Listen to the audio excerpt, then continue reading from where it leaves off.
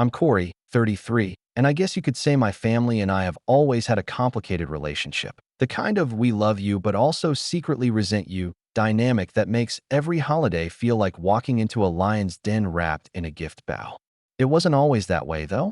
Growing up, I was the quiet one, the kid who stayed out of trouble and tried to keep peace while my older brother, Evan, was the golden child, the loud, charming, football-playing, dad's favorite type. He could do no wrong, even when he very obviously did. For most of my life, I just accepted that. You learn early on that fighting for fairness in a family like ours is like arguing with a brick wall. It only leaves you exhausted. But I still tried. I helped my parents when they got older, fixed things around their house, covered bills when they forgot to pay something. I thought maybe, just maybe, they'd notice that while Evan chased get-rich-quick schemes and borrowed money from everyone he knew, I was the one actually showing up. That illusion shattered on my 33rd birthday. It started innocently enough, a small family gathering at my mother's house. I hadn't really wanted to go, but my mom insisted. Come on, Corey, it's just dinner. We haven't all been together in months. I should have known better. Whenever she said family dinner, it meant Evan holding court at the table, everyone pretending not to notice the tension floating in the air like static. I arrived with a simple bottle of wine and a quiet smile, hoping to get through the night without incident. My mother greeted me with her usual half hug, the kind where her arms barely touch your shoulders. My father was in his chair, already watching the news at full volume. And then there was Evan, loud, confident, smirking like he owned the place, with his wife and their son, Tyler, who was around 12 and clearly inherited his father's arrogance. Corey, look who decided to show up, Evan called out, clapping me on the back like he was doing me a favor. What's it been, 6 months? Thought you finally moved out of the state to chase another one of your big ideas. I forced a smile. Nope, still here, just busy with work. Work? He repeated, grinning at his son. That's when you sit at a computer all day pretending to make money. Tyler laughed, an obnoxious, forced sound that made my skin crawl. My mother chuckled too, which stung more than I expected. Dinner went the way it always did. Evan dominating the conversation, boasting about his new business venture, which was apparently flipping used cars with some guy from his gym. My father nodded approvingly, as if Evan had just discovered electricity. I sat there, quietly eating, until my mother brought out a small cake with candles and said, "All right, everyone, let's sing for Corey." We sang. It was awkward. I smiled and thanked them. And then, out of nowhere, Evan stood up, grinning like he was about to make a toast. Before we cut the cake, he said, "Tyler's got something for Uncle Corey." The kid perked up, a mischievous look in his eyes. He reached behind his chair and pulled out a small, wrapped box. "Here," he said, tossing it across the table toward me. I caught it midair, surprised. "Thanks, buddy," I said, trying to sound genuine. "Can I open it?"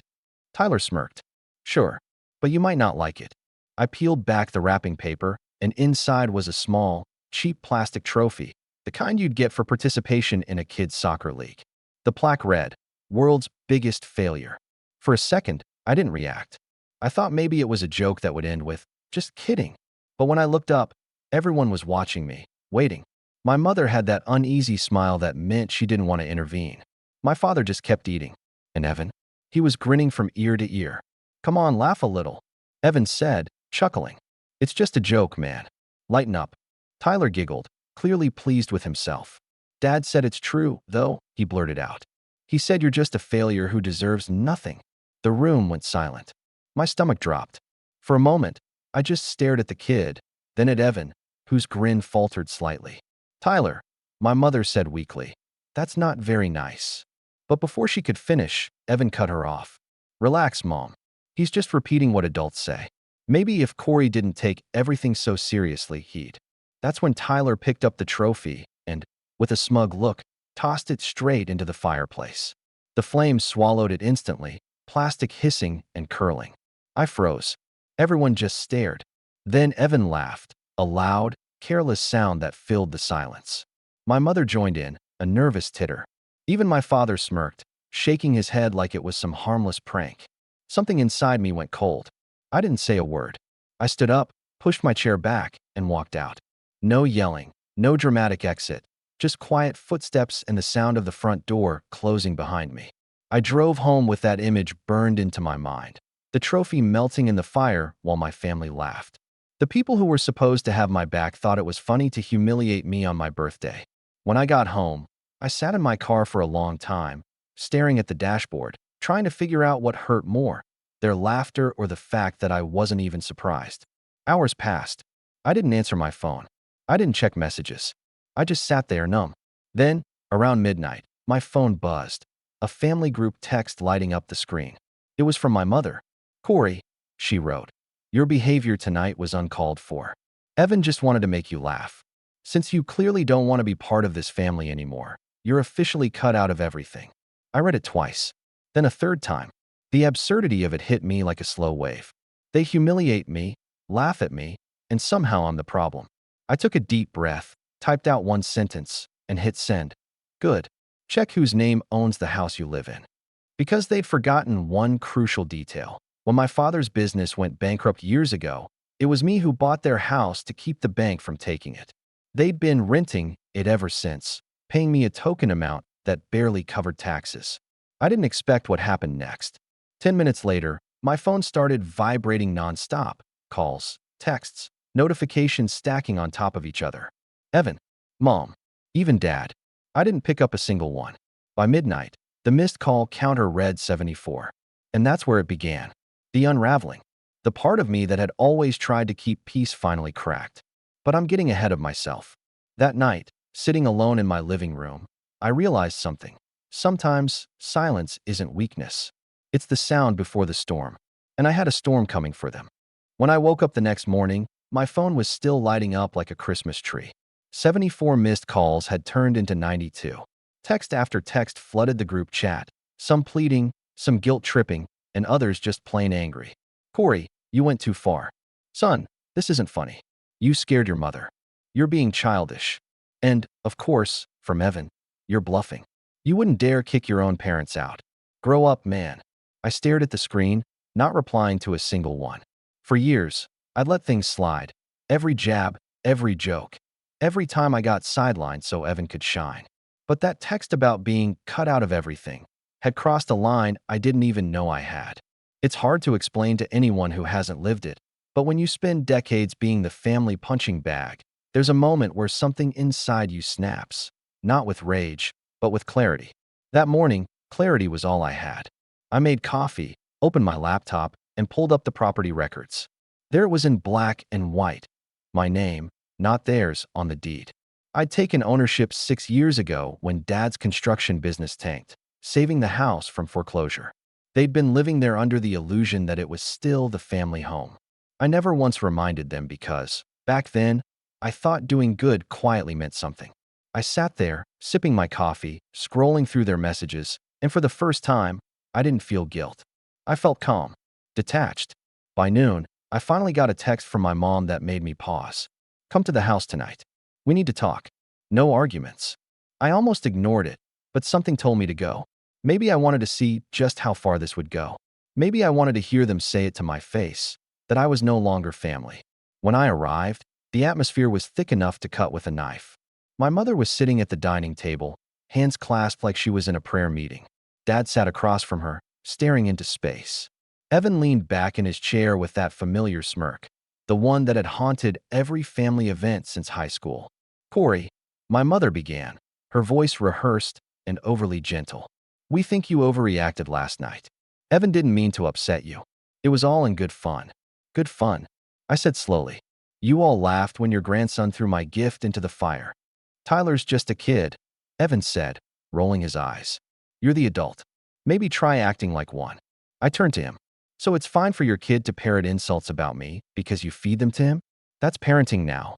He leaned forward, smiling like he was about to win an argument on a talk show. "Don't twist my words, little brother. I just tell him the truth. You're always playing victim. Maybe if you actually did something with your life, he'd look up to you." That last line landed like a knife. My father cleared his throat. "That's enough, both of you. Corey, you need to understand, your brother's been through a lot. He's trying to get his business off the ground. We've all been trying to support him. Of course, always the same story. Always Evan's struggles, never mine." "Support him how?" I asked. By pretending his car flipping scheme is a business? By ignoring that he owes half this town money? Or by laughing at me every chance you get? My mother sighed heavily, her voice trembling with that fake disappointment she'd mastered over the years. Corey, we've tried so hard to include you. You're the one who keeps isolating yourself. You barely visit. You don't tell us what's going on in your life. We never know how you're doing. Because every time I do, I snapped. Evan finds a way to make it a competition. If I say work's going well, he says his is better.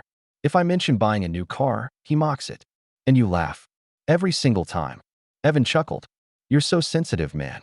No wonder you're single. That one hit a nerve. My jaw clenched so hard it hurt. I looked at my parents, hoping, just hoping, one of them would say something. Defend me. Tell Evan to stop. But they just sat there, eyes downcast. That silence told me everything. I stood up slowly, chair scraping against the tile. You know what? You're right. I am done isolating myself from this. I gestured around the table. From pretending we're some kind of family. My mother stood quickly, her tone shifting from guilt to panic. Don't do this, Corey. This isn't what your father and I wanted. Then maybe you should have thought about that before laughing when your grandson called me a failure. Evan stood up too, towering over me. Oh, quit the drama. You're not going to kick them out. You don't have the guts. You're bluffing because you finally realized no one cares about your pity act. I stared at him for a long time, then smiled faintly. We'll see.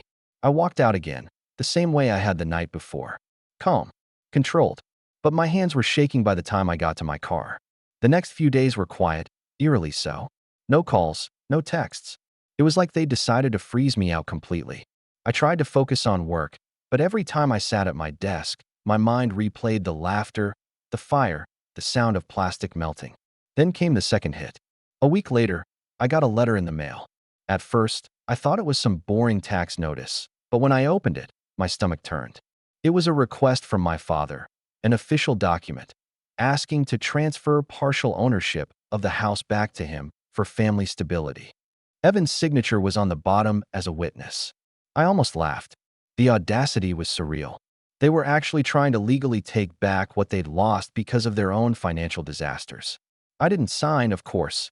Instead, I took a photo of the document and sent it in the group chat with one message, bold move. Evan replied 5 minutes later, don't play games. Just sign it. You don't even live here. My mother added, we're just trying to make things simple, Corey. It's still the family home. I typed slowly, no, it's my home. Your tenants.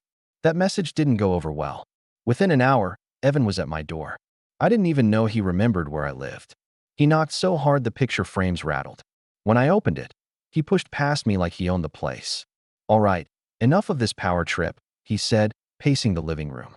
You think holding the house over their heads makes you look strong? It makes you look pathetic. I think it makes me look like someone who's done being disrespected.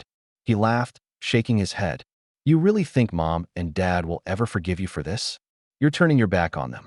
They're our parents. Funny, I said quietly. Where was that loyalty when you were letting your kid insult me in front of them? He stopped pacing, eyes narrowing. That's not the same thing. It's exactly the same thing. You taught him it was okay to treat me like dirt, and they followed your lead. Now you're mad because I'm not bowing down anymore. He moved closer, lowering his voice. You're gonna regret this, Corey. You've always been jealous. That's what this is really about. I actually laughed. A dry, hollow sound. Jealous? Of what, Evan? Your debt? Your temper? Your kid learning to mock people instead of respect them. That one landed. His face flushed red, and for a second, I thought he might actually swing at me. But then he just scoffed, grabbed his jacket, and stormed out, slamming the door so hard it shook the hinges. After he left, I sat there in silence again. The same quiet that had filled my car that first night. Except this time, it wasn't numbness, it was resolve. The next day, my mother called, crying. She said I was tearing the family apart, that I was breaking her heart. She said, your brother's just under pressure.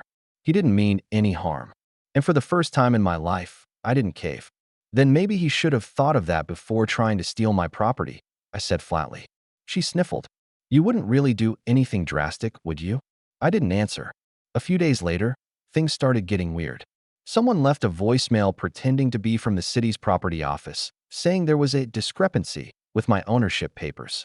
It took me 2 minutes to verify the number was fake. Guess who it traced back to?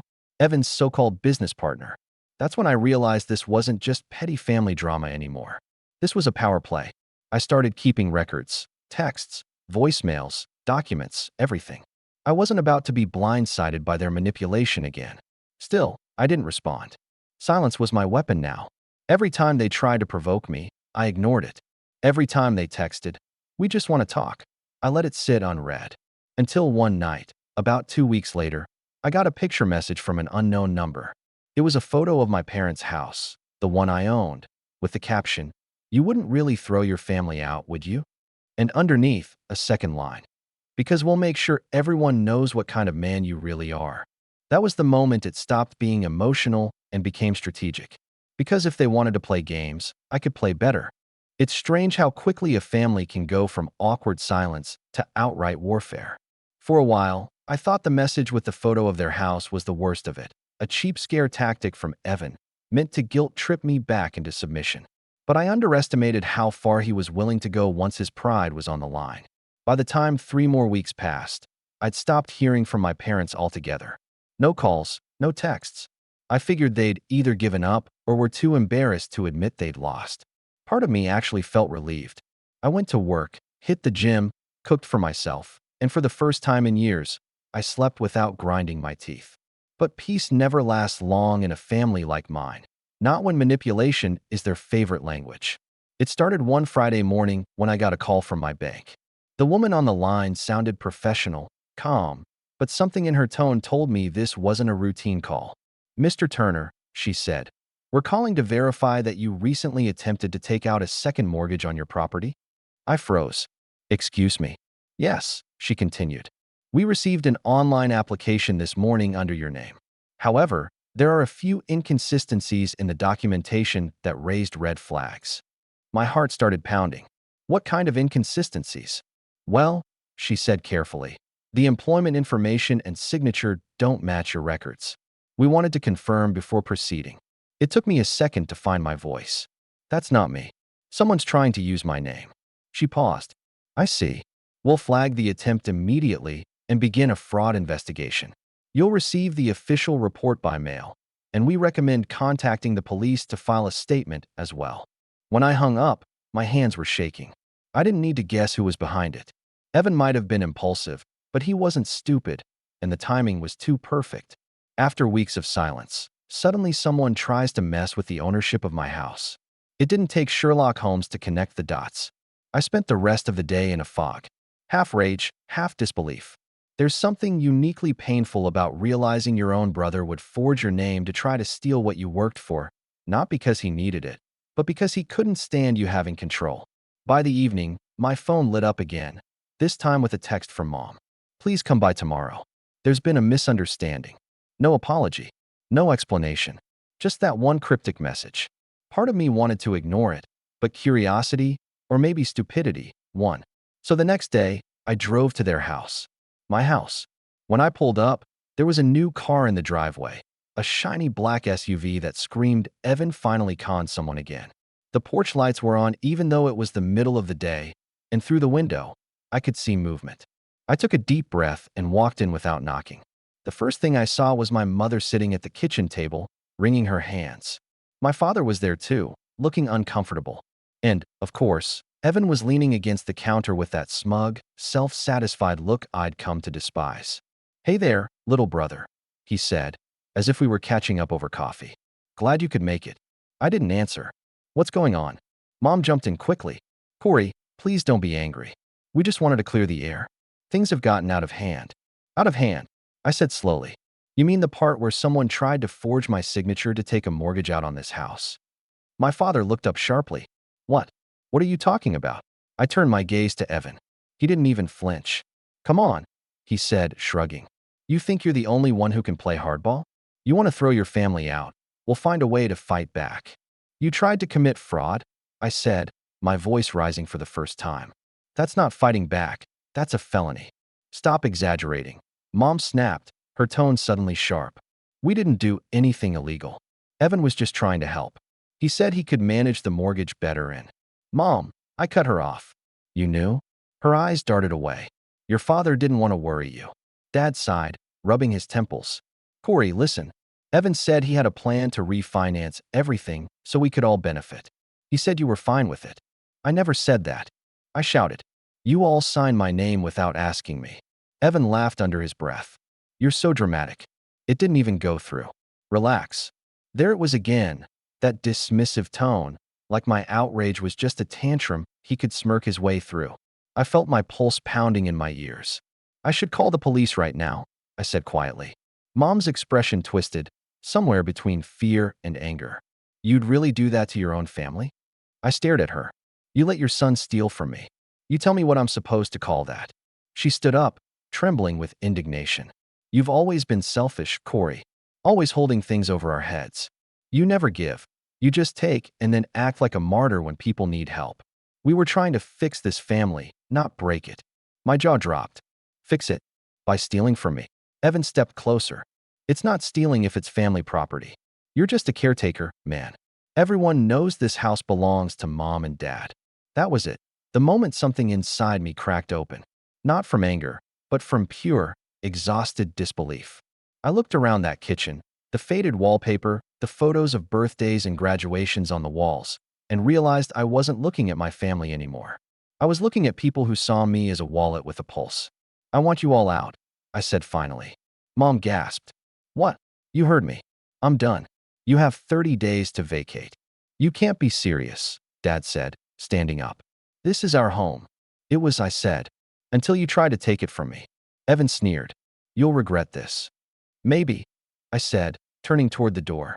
But at least I'll regret it from somewhere honest. I left before they could say another word. My hands were shaking as I got in the car, but I didn't cry. I didn't even scream. I just sat there staring at the house that had stopped feeling like home a long time ago. Later that night, I got another text, this time not from Mom or Evan, but from an unknown number again. It was a video. When I opened it, I froze. It was footage from a security camera, my security camera, showing Evan standing on my porch, looking into the lens, smiling. He held up a key and said, "Guess who still has access?" Then the video cut to black. My stomach dropped. I'd changed the locks months ago, but my parents still had an old spare key, which meant Evan had probably copied it. I checked my home security app. Sure enough, there had been a motion alert earlier that night while I was out grabbing dinner. Someone had entered my house.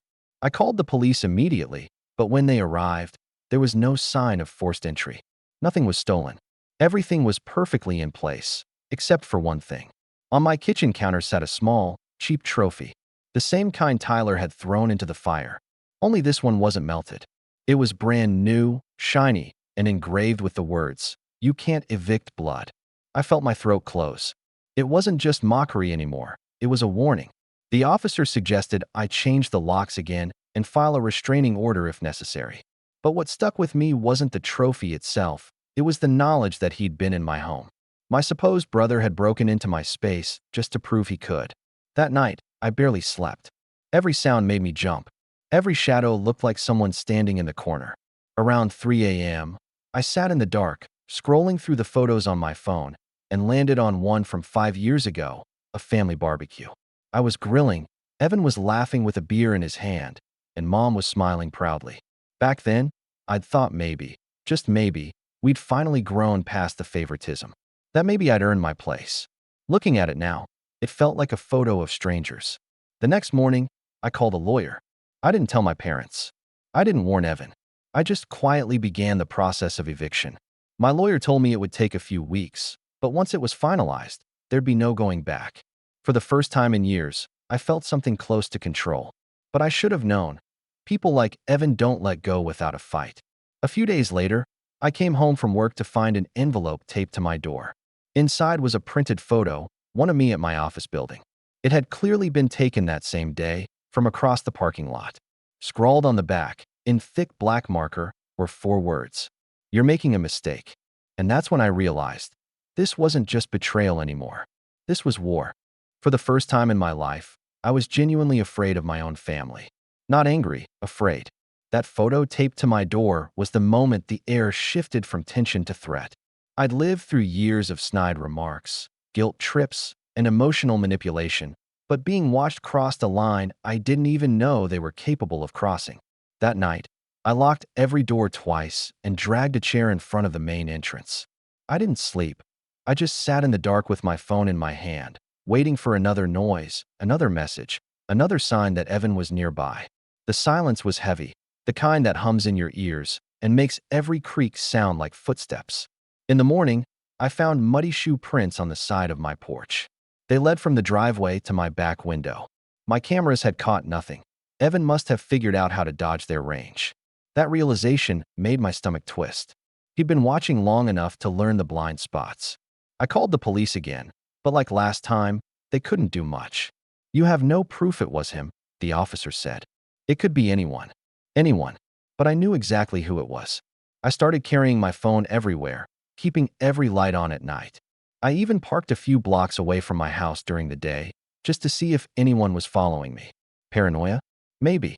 But paranoia starts to feel like common sense when your brother's idea of revenge includes stalking you. Then, as if things couldn't get worse, I got a call from my boss. "Corey, can you step into my office for a minute?" The tone was off. I knew immediately it wasn't about work performance. It was personal. When I walked in, she was sitting with a folder open, frowning at something on her desk. "We received an anonymous email this morning," she said carefully. "It contained some concerning information about you." My pulse quickened. "What kind of information?" She turned the folder toward me. Inside was a printed email, complete with screenshots of my social media, a few old forum posts from years ago, and a message claiming I'd been harassing my family and stealing their property. I felt my chest tighten. "This is a lie," I said quickly. "Someone's trying to smear me." "I figured as much," she said gently. "But HR still has to look into it. We'll need to put you on temporary leave while this is sorted out." The words hit harder than I expected. Temporary leave. No paycheck, no distraction from the chaos at home, just more time alone with my thoughts. When I got back to my car, I just sat there staring at the steering wheel. My vision blurred, and for a long moment, I couldn't even breathe properly. This was beyond revenge now. Evan wasn't just trying to humiliate me. He was trying to dismantle my life piece by piece. That afternoon, I drove aimlessly for hours. Through the city, down country roads, anywhere that didn't remind me of them. I ended up at a small lake outside town, parked under a tree, and just sat. The water was still, the sky gray. I remember thinking how quiet it was, how peaceful the world looked when you weren't being hunted by your own blood. I stayed there until the sun dipped below the horizon, watching as my phone buzzed endlessly in the cup holder. Calls, texts, voicemails. I didn't answer any of them. I didn't want to hear more apologies or fake concern. I didn't want to hear mom's voice cracking or dad's excuses. I didn't want to hear Evan's smug taunts pretending this was all some game. I wanted silence. When I finally drove home, I noticed my mailbox was slightly open. Inside, there was another envelope. No stamp, no sender. Just my name, scrawled in angry handwriting. Inside was a single sheet of paper. "Stop trying to take what isn't yours. You're not one of us anymore." There was no signature, but I didn't need one. I knew that handwriting. Evan had been leaving me messages since we were kids, notes on my door, on my backpack, on my locker at school. Even his handwriting had that same arrogant tilt. That night, I sat at my kitchen table and started writing everything down. Every text, every call, every visit, every incident. Not for revenge, at least not yet, but because I realized I needed to protect myself. I needed a record. I started keeping a binder. Page after page, I printed out screenshots and reports, logging every contact with the police. It became my quiet ritual. When I couldn't sleep, I organized evidence. When I felt helpless, I wrote timelines. It sounds strange, but that binder gave me strength. It was the first time in months I felt like I was doing something, even if no one else knew about it. Meanwhile, things kept unraveling. My mother left a voicemail crying that I'd turned cold and that I was tearing the family apart. My father left another saying he didn't recognize me anymore. Not once did either of them mention Evan's behavior. It was like they'd all silently agreed that if they ignored his actions long enough, I'd give in and apologize. But I didn't. A week later, I got a letter from the city. Apparently, someone had filed a complaint claiming I was illegally renting out the property to an elderly couple without a permit. It was absurd, but it triggered an inspection notice. I could almost hear Evan's laughter when I read it. He was weaponizing bureaucracy now. So I did what I had to. I hired a lawyer full-time. Not the one who'd helped me start the eviction process. Someone new, sharper, colder. I told him everything. Every detail. He listened without interrupting, jotting notes the whole time. When I finished, he leaned back and said, "You're not paranoid. This is a coordinated attempt to discredit you and possibly pressure you into giving up the property. Don't talk to them directly. Don't respond to anything that's not through me." That was the first real comfort I'd felt in weeks. Still, the silence in my house grew heavier each night. I stopped inviting friends over. I started sleeping on the couch because the bedroom window faced the street, and I couldn't stand the thought of waking up to find someone standing there. One night, around 2 a.m., I woke up to a soft tapping sound, 3 slow taps against glass. My blood froze. It came from the window near the kitchen. I grabbed a flashlight and crept closer, heart hammering in my chest. When I shone the light, there was no one there. Just fog on the glass and 3 fingerprints smudged into the condensation. I called the police again, but by the time they arrived, the prints were gone. That was my breaking point. I started packing a bag the next morning, just the essentials. Laptop, documents, a few changes of clothes. I booked a long-term stay at a furnished apartment across town. I told no one, not even my coworkers. The next day, I left the house before sunrise. Driving away, I felt this strange mix of guilt and relief. Guilt because I was walking away from the place I'd worked so hard to protect. Relief because I was finally free from the constant fear of who might be outside my window. The apartment was small but quiet. No history, no ghosts, no photos of fake smiles on the wall. I could finally breathe again. For the first few days, I barely did anything. I slept. I cooked simple meals. I walked around the neighborhood, learning the streets. My lawyer handled everything else.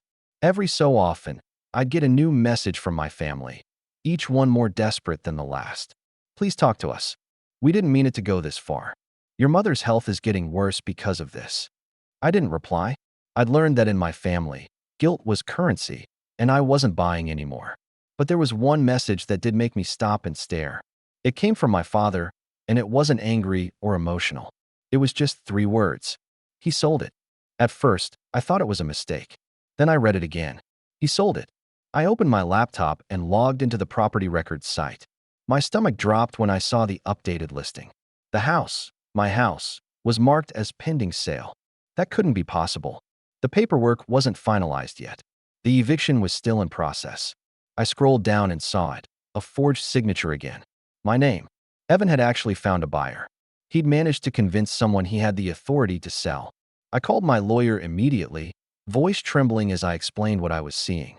He went silent for a moment, then said, "All right, that's enough. We're escalating this. Now it's not just fraud, it's criminal." That night, sitting in my small apartment, I realized I'd officially lost everything that used to anchor me. My home, my job, my peace. My own blood had dragged me to rock bottom. But underneath the exhaustion and fear, something else started to stir. It wasn't anger anymore. It was precision. For the first time, I stopped reacting and started calculating. I knew Evan thought I was broken, that I'd just fade into the background while he claimed victory. But he'd made one mistake. He'd forgotten that I still had proof.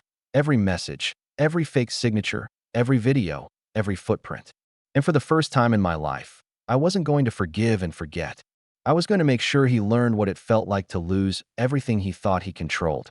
I never expected that hitting rock bottom would bring me a kind of peace I'd never had before. Maybe it's because when you lose everything, your home, your job, your sense of safety, you stop being afraid. There's nothing left they can take from you, and that makes you dangerous in a way they can't predict. The morning after I learned Evan had forged my signature again, I woke up before dawn and drove to my lawyer's office. I hadn't even slept. My mind was still running through every possible outcome: lawsuits, arrests, humiliation. For the first time, I wasn't thinking about how to protect them. I was thinking about how to protect myself.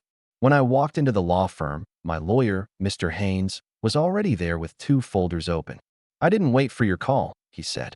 "I filed a fraud complaint first thing this morning. We're also filing a motion for an emergency injunction to freeze any sale or transfer of the property." He handed me one of the folders. Inside were neatly printed copies of every document I'd given him: the forgeries, the fake mortgage application, the harassment evidence. Seeing it all in one place was like looking at the autopsy of my family's love. This, he said, tapping the folder, is your shield and your sword.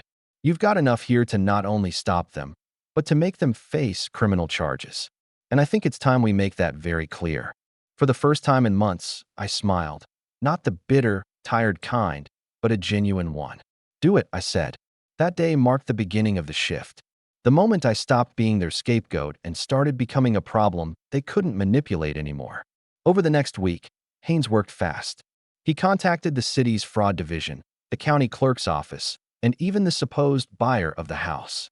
Turns out, the buyer was a private investor Evan had met through one of his shady car-flipping deals. The man had no idea the paperwork was fake. He thought Evan was acting on behalf of the family. When Haynes explained the situation, the buyer immediately backed off. In fact, he gave us an entire email chain of Evan promising a quick sale and bragging about how the paperwork's handled. That alone was enough to turn the investigation from civil to criminal. Then came the real twist. The buyer wanted to cooperate. He agreed to testify if needed, and even sent screenshots of Evan's messages. One of them said, "Don't worry, my brother's too much of a coward to do anything. I've got this handled." That line stuck with me for days. I think that was when I decided I wasn't going to settle quietly. I wanted Evan to see what it felt like to underestimate me. Haynes set up a meeting with the district attorney's office. We walked in with everything: the evidence, the timelines, the messages. The DA looked through it all carefully, then leaned back and said, "You're sitting on one of the cleanest fraud cases I've seen in a while. We'll pursue it." I didn't even realize I'd been holding my breath until I heard those words. After that meeting, everything started moving quickly. Investigators were assigned to gather statements. A subpoena was issued for the house's transaction history. Every fake document Evan had sent out would be traced. For the first time, they were the ones being cornered. And while that unfolded, something else changed in me. The anxiety that had followed me everywhere, the jumpy glances over my shoulder, the sleepless nights, the knots in my stomach, started to fade. I felt sharp again, focused. I spent my newfound free time rebuilding quietly. I got a part-time consulting gig through a friend, small projects at first, but steady work. It gave me enough breathing room to keep my bills paid without worrying about the lost job. The apartment started to feel like home. It wasn't much, a one-bedroom with creaky floors and a view of the parking lot, but it was mine, and no one could take it from me. I started running in the mornings, something I hadn't done since college. At first it was just to burn off the stress, but soon it became a ritual. I'd run as the sun rose, the streets empty and quiet, my breath syncing with the rhythm of my footsteps. For the first time in years, I felt control over my body and my mind. Every night, I checked in with Haynes. He kept me updated, sometimes with a hint of amusement. "Your brother's been dodging calls from investigators," he said one evening. He tried to claim the signature was a misunderstanding, but the handwriting analysis came back. No doubt it's his. "And your parents? They're in deeper than they think." Apparently, Evan had convinced them to sign certain documents as co-owners of the property, claiming it was just for insurance purposes. They'd signed without reading, which tied them directly to his fraud. When I heard that, I didn't feel satisfaction, just sadness. They'd always been blind where Evan was concerned, and now it was catching up to them. Still, I didn't stop the process. I couldn't. Not anymore. Around that time, something unexpected happened. I got a call from an old college friend, Lila. We hadn't talked in years, but she'd heard about what happened through mutual friends. "I'm so sorry you're dealing with all that," she said. "If you ever want to get coffee, I'm around." Normally, I would have turned it down, but for once, I said yes. We met at a small cafe downtown. I told her the whole story, carefully, without too much bitterness, and she just listened. Really listened. No judgment, no fake sympathy, just quiet understanding. When I finished, she smiled softly and said, "You know, you're a lot stronger than you give yourself credit for." That line hit harder than I expected, because for years, my family had made me believe I was weak, too sensitive, too emotional, too soft. Hearing someone say the opposite felt like air after drowning. We started meeting regularly after that. Sometimes we talked, sometimes we just sat in silence, and somehow that silence didn't feel heavy like the one I'd known before. Meanwhile, the case built momentum. The DA's office had gathered enough evidence to formally press charges against Evan: fraud, forgery, and attempted theft of property. It wasn't just civil anymore. It was criminal. When I got the official notice in the mail, I remember staring at it for a long time. Not out of joy or vengeance, but disbelief. For years, I'd been their scapegoat. Now the law itself was standing between us. Haynes called that night. Once the warrant's served, they'll probably panic, he said. Don't respond to any calls. Let the system handle it. He was right. 2 days later, my phone lit up with a flood of messages. Mom, Dad, even Tyler, using Evan's phone. Please, Corey, don't do this. You'll ruin his life. Corey, you're taking this too far. Be the bigger man. Every message was the same story they'd always told. That peace was more important than justice. That family was sacred even when it was toxic. But this time, I didn't feel guilty. Because peace without respect isn't peace, it's surrender. As the weeks went on, the power balance shifted entirely. My parents' house, the one Evan had tried to sell, was legally frozen. They couldn't touch it, couldn't refinance it, couldn't even use it as collateral. And since I was still the rightful owner, I had full authority to make decisions. Haynes called one afternoon, his tone casual but with a hint of satisfaction. We've received confirmation that the county has frozen all related assets.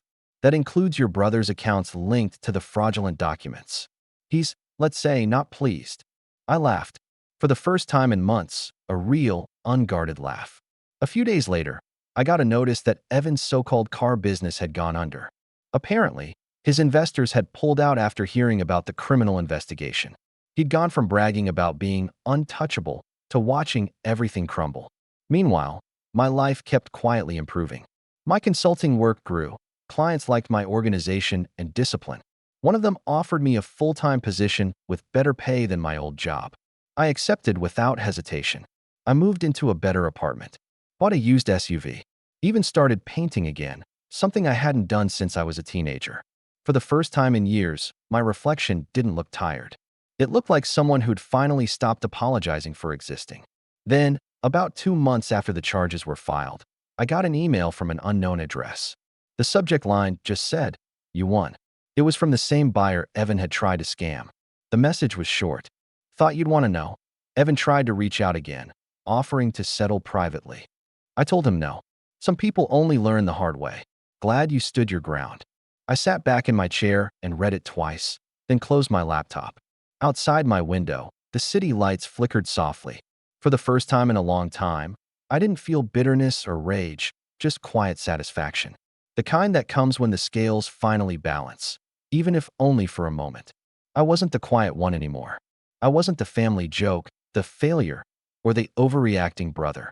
I was the one who survived their storm and learned how to build my own shelter.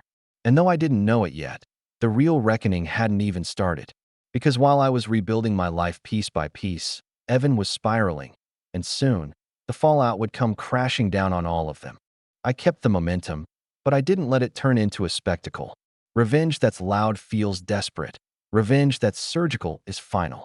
Over the next few weeks, I stitched together everything I'd gathered into a sequence that could not be ignored or swept under the same worn rug they'd always used to hide their mistakes. Haynes and the DA had already lined up the criminal case, enough for an indictment. But I realized that would take time and wouldn't necessarily fix the immediate damage or the humiliation. What I wanted was to take away the tools Evan used to brutalize everyone: his access, his money, his audience. I wanted him to lose the power he'd always used as a shield. I also wanted my parents to see, very clearly and without euphemism, what their choices had cost them. The setup was boring in all the right ways.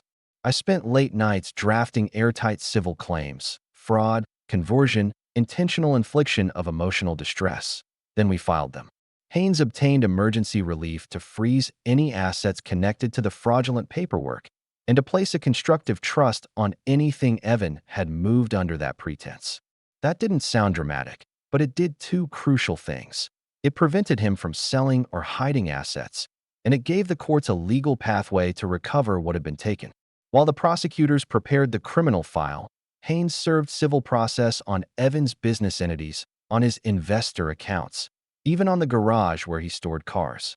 We linked each item to the forged documents and to messages where Evan bragged about having it all handled.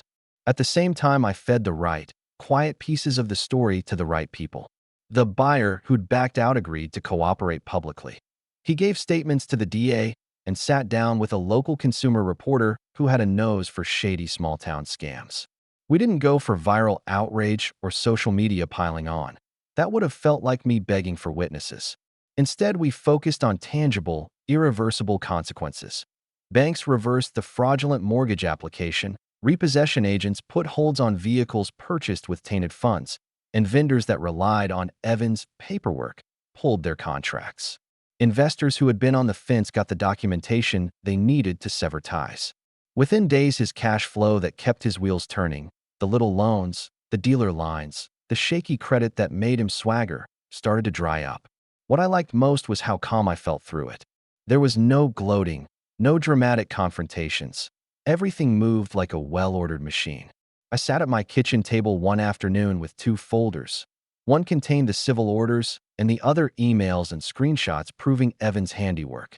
I drove to the house, my house, because I wanted my parents to hear this from me, not from some neighbor or judge's letter. I wanted them to witness that the person they'd laughed at and dismissed had become the one who set the law in motion. I wanted them to stop pretending ignorance. When I walked in, the house smelled the same: dish soap and old coffee. And there was Evan in the living room, pacing like a caged animal, trying to look unconcerned. My mother was perched on the armchair, hands clasped so tight I could see the whiteness at her knuckles. Dad sat at the kitchen table, chin in hand, eyes hollow. I put the folders on the table and sat down like a guest at their breakfast. No theatrics, just me, my voice low and steady. I wasn't going to do this here, I said, and watched them flinch. But you all deserve to know how messy this gets when the people you protect make the rest of us collateral damage. I slid the first folder across to Dad.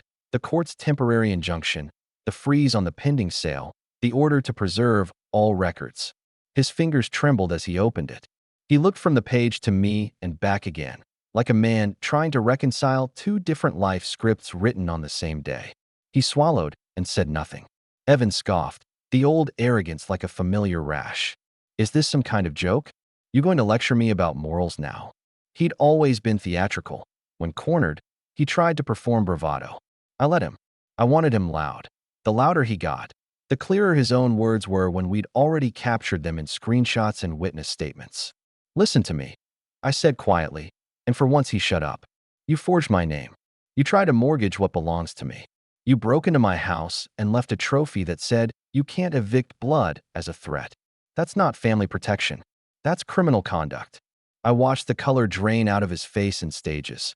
First the false flush, then the realization.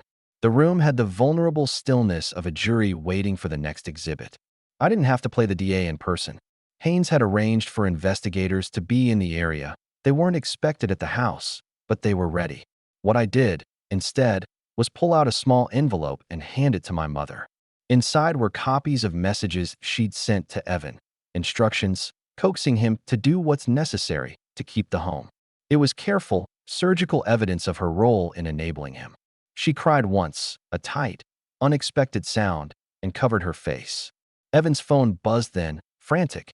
He read a text, and his jaw dropped. No, no, no, no, he stammered. They can't. He looked up at me, eyes wide and suddenly small. You set me up. There it was, the old projection. He tried to twist the story back onto me. I had the patience not to answer.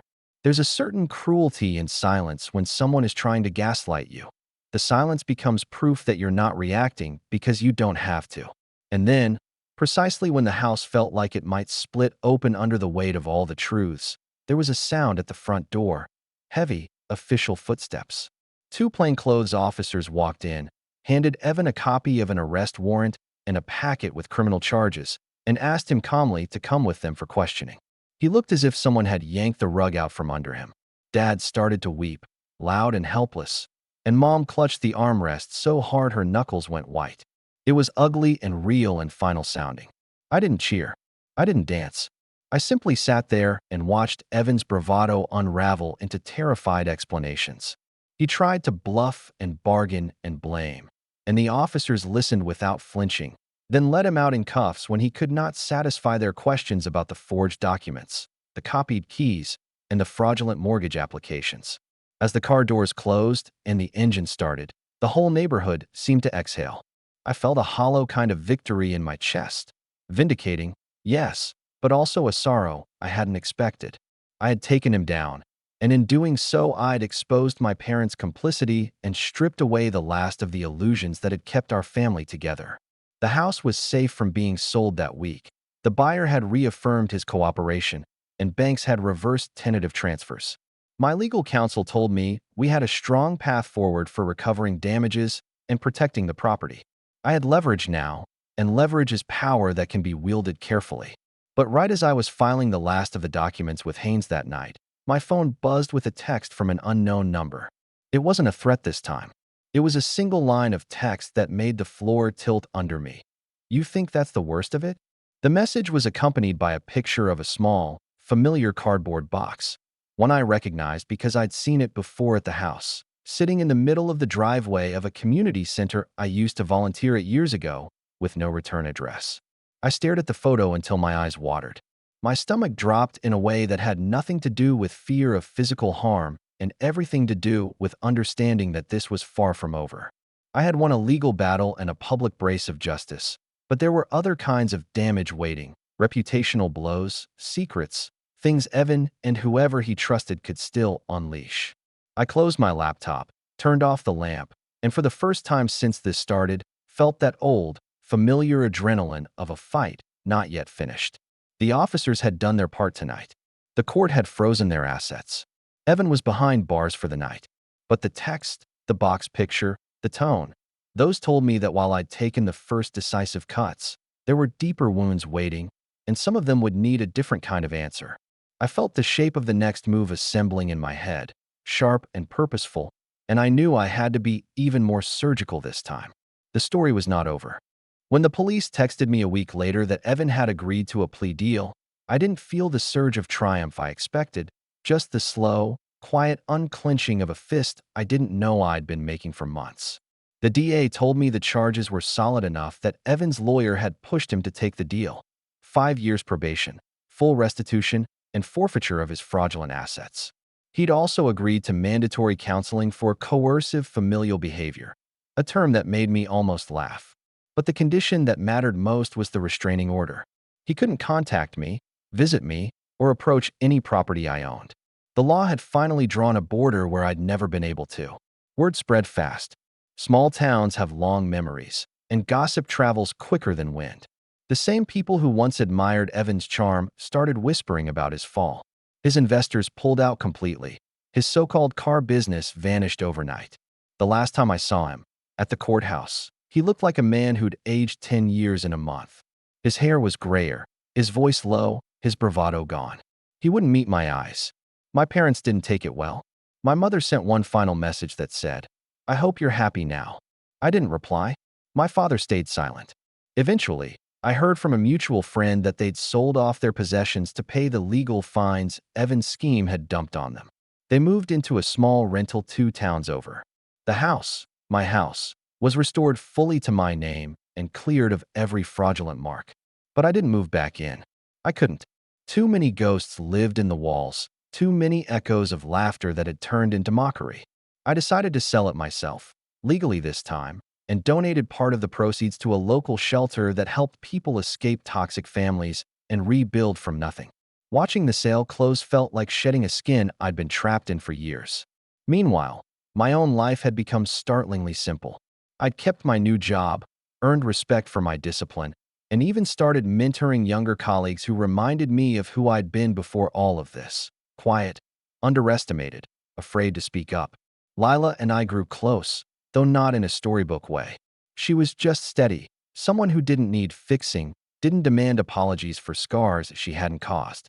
We'd sit in the park on weekends, and she'd tease me for checking my phone too often. "They don't own your silence anymore," she'd remind me. She was right. The final piece came when the court mailed me the restitution check. It wasn't the money that mattered. It was the signature at the bottom. Evans, scribbled shakily beneath a stamped note that read "paid in full." It was poetic, really. The same hand that had once forged my name was now forced to sign his own surrender. I didn't cash it immediately. For a while, I just left it pinned to my fridge as a reminder. Not of revenge, but of closure. Because revenge is noisy, but closure is quiet. Revenge feeds on anger. Closure ends its hunger. Months passed. One night, I went for a drive past the old neighborhood. The lights were dimmer than I remembered. The house looked smaller, lonelier. There was a for rent sign on the lawn and no laughter inside. For a moment, I thought about stopping, but then I realized there was nothing left to say. The version of me who would have still sought their approval didn't live there anymore. I rolled down the window, breathed in the cool air, and smiled. Not because I'd won, but because I'd finally stopped playing. Before I turned the corner, I whispered something I'd wanted to say for years, something no one else would ever hear. You called me a failure.